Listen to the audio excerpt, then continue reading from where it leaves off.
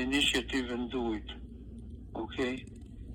Supposedly, somebody at the Department of State, or more accurately at the National Visa Center, NVC, will review such applications and will make a decision based on a case-by-case review and the humanitarian considerations, whether you should be given such a parole visa. There is a reason for this.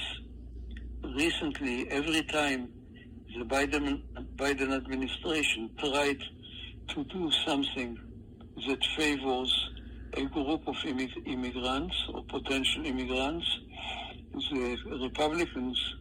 some Republicans were able to go to court and block it, claiming that the president doesn't have the authority to give such benefits to a whole group of people. Only Congress can do it. So now they say this whole group of people who are beneficiaries of those petitions cannot apply for visas because they want it. No, they have to wait until we decide at the NVC that they should be given those visas on a case-by-case basis. So it is not considered, it should not be considered that the president is granting a benefit to a whole segment or to a whole group of people.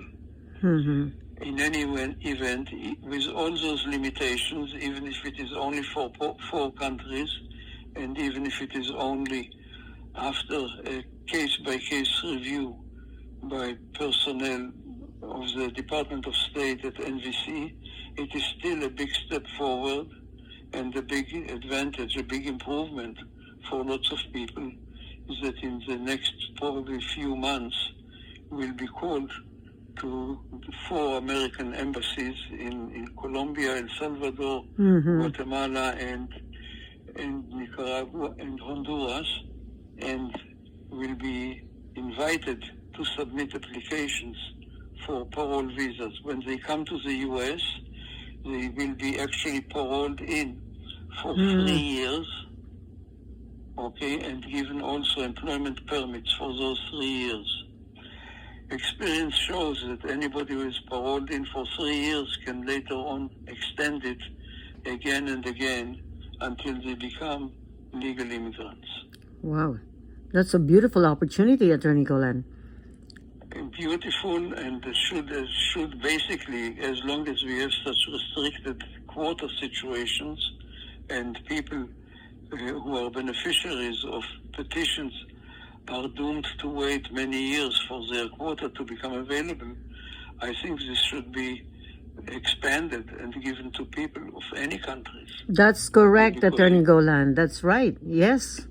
If you file a petition for your unmarried son, and immigration approves the petition and tells your unmarried son, that he needs to wait 10 years before he can come to the United States, this is very unfair. And they better should let him come, even if only supposedly on a temporary basis, but he can join you immediately. This is why it is called, the program is called a reunification, family reunification. It's really, I mean, it's true. We agree with you, Atty.Golan. It should be available to all the countries, because now if it's only for the 4 countries, what about those people that are undergoing the same, like misery of waiting?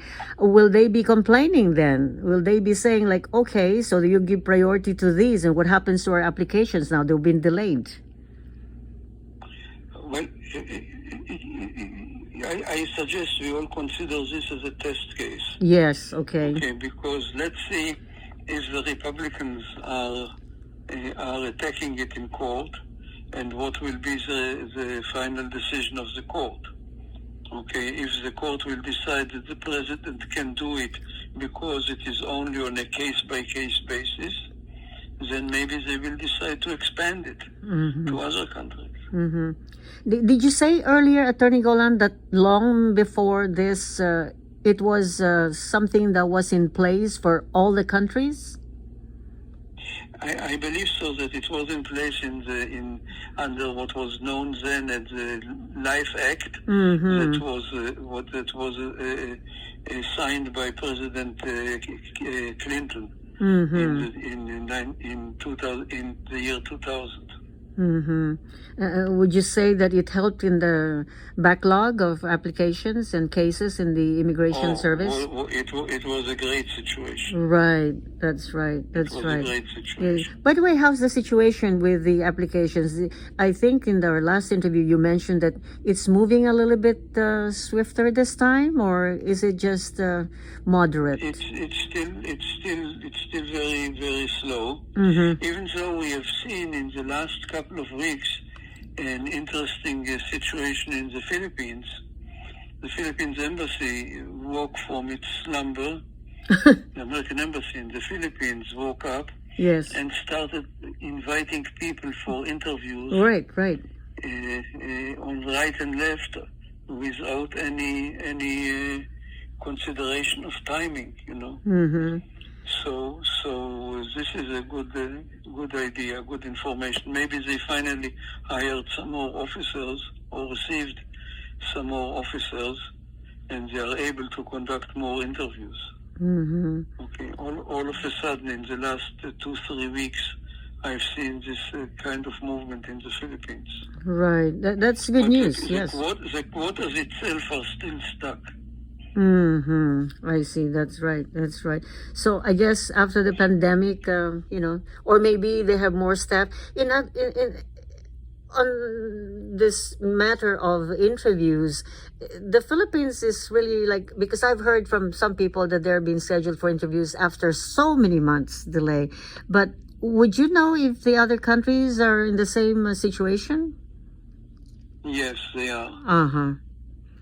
I see. Is